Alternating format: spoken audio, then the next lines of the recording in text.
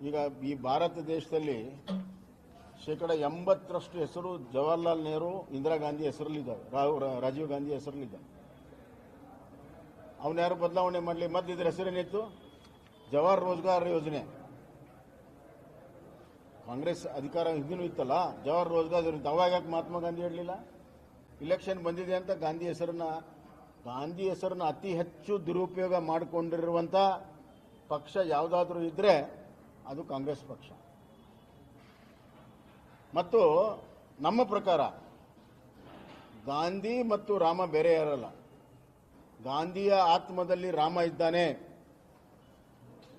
ಆತ್ಮ ಮತ್ತು ದೇಹವನ್ನು ಬೇರೆ ಮಾಡಕ್ ಸಾಧ್ಯ ಇಲ್ಲ. ಅದಕ್ಕೆ ಗಾಂಧೀಜಿಯವರು ಗ್ರಾಮರಾಜ್ಯ ರಾಮರಾಜ್ಯ ಅಂತ ಹೇಳಿದರು. ನಿಜವಾದಂತ ಗಾಂಧೀಜಿಯ ವಿಚಾರವನ್ನ ಅಳವಡಿಸುವ ಸಲುವಾಗಿ ಗಾಂಧೀಜಿಯ ಅತ್ಯಂತ ಆದರಣೀಯ ಶ್ರೀರಾಮಚಂದ್ರನ ಹೆಸರನ್ನೇ ನಾವು ಇಟ್ಟಿದ್ದೇವೆ. ಬಹುತೇಕವಾಗಿ ಮಹಾತ್ಮ ಗಾಂಧೀಜಿಯವರ ಆತ್ಮವು ಕೂಡ ಬಹಳ ಸಂತೋಷ ಪಟ್ಟಿರ್ತೇವೆ. ಸರ್, ಕೇರಳದ ಗಡಿ ಭಾಗಗಳಲ್ಲಿ ಕನ್ನಡ ಶಾಲೆಗಳಲ್ಲಿ ಮಲಯಾಳಂ ಆದೇಶವನ್ನು ಹೊರಡಿಸಿದೆ ಮತ್ತು ಇದನ್ನ ರಾಜ್ಯದ ಮುಖ್ಯಮಂತ್ರಿಗಳಾದ ಸಿದ್ದರಾಮಯ್ಯ ಅವರು ಕೂಡ ಖಂಡಿಸಿದ್ದಾರೆ. ಈಗ ನೋಡಿ, ಬರೀ ಖಂಡನೆ ಮಾಡಿದ್ರೆ ಏನು ಪ್ರಯೋಜನ?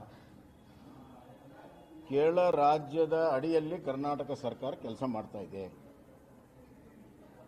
ಕೇರಳ ರಾಜ್ಯದ ಕಾಂಗ್ರೆಸ್ಸಿನ ನಾಯಕರು ಏನು ಹೇಳ್ತಾರೆ ಅದು ಕರ್ನಾಟಕದಲ್ಲಿ ಆಜ್ಞೆಯಾಗಿ ಸ್ವರೂಪ ಬರ್ತದೆ. ಅಲ್ಲಿ ಮುಖ್ಯಮಂತ್ರಿ ಹೇಳಿದ್ನಂತ ಹೇಳಿ ಇಲ್ಲಿ ಇವರು ಸರ್ಕಸ್ ಮಾಡಕ್ಕೆ ಹೊರಡ್ತಾ ಇದ್ದಾರೆ.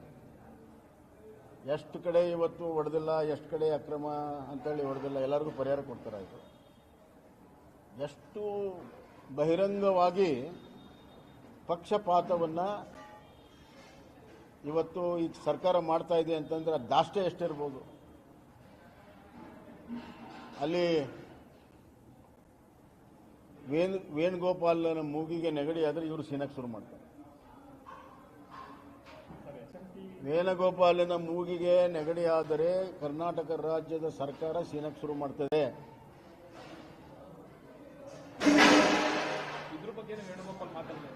ನಾನೇನು ಹೇಳ್ತಾ ಇದ್ದೇನೆ, ಇದನ್ನು ಮೊದಲೇ ಆಜ್ಞೆಯನ್ನು ಹಿಂತಕ್ಕೋಬೇಕು. ಕಾಸರಗೋಡು ಈಗಾಗಲೇ ವಿವಾದ ಇದೆ ನಮ್ಮ ಕರ್ನಾಟಕದಂತ. ಬಹಳ ಸೀರಿಯಸ್ ಆಗಿ ನಾವು ಫೈಟ್ ಮಾಡ್ತಾ ಇದ್ದೇವೆ. ಅಲ್ಲಿ ಕನ್ನಡ ಮಾತಾಡೋರೇ ಅತಿ ಹೆಚ್ಚು ಜನ ಇರುವಂಥದ್ದು, ಅದಕ್ಕೆ ಕನ್ನಡ ಶಾಲೆಗಳು ಇರುವಂಥದ್ದು. ಅಲ್ಲಿ ಮಲಯಾಳಂ ನೀವು ಕಂಪಲ್ಸರಿ ಮಾಡಿದರೆ ಕನ್ನಡದ ಮಕ್ಕಳು ಏನು ಮಾಡಬೇಕು?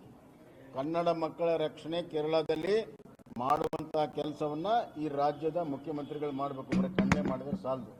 ಮತ್ತು ಅಲ್ಲಿಯ ಮುಖ್ಯಮಂತ್ರಿಗಳಿಗೆ ಹೇಳಿ, ನೀನು ಹೇಳಿದಕ್ಕಿಲ್ಲೆಲ್ಲ ಇದು ಮಾಡ್ತಾ ಇದ್ದೇವಪ್ಪ ಮಾಡಿ. ವಯನಾಡಿನಲ್ಲಿ ಪ್ರವಾಹ ಬಂದರೆ ಇಲ್ಲಿಂದ ದುಡ್ಡು ಕಳಿಸ್ತೀರಿ, ಅಲ್ಲಿಯ ಆನೆಗಳಿಗೆ ಇಲ್ಲೆಲ್ಲ ಅವಕಾಶಗಳನ್ನು ಮಾಡಿಕೊಡ್ತೀರಿ.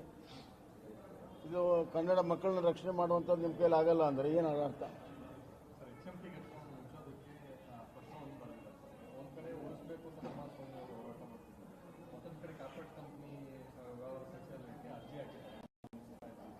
ಅದು ನನಗೆ ಗೊತ್ತಿಲ್ಲ. ಅದು ಆ ಕಾರ್ಪೊರೇಟ್ ಆಂತರಿಕ ವ್ಯವಹಾರಗಳು ಏನಿದೆ ಏನಿಲ್ಲ ನನ್ನ ಹತ್ರ ಮಾಹಿತಿ ಇಲ್ಲ.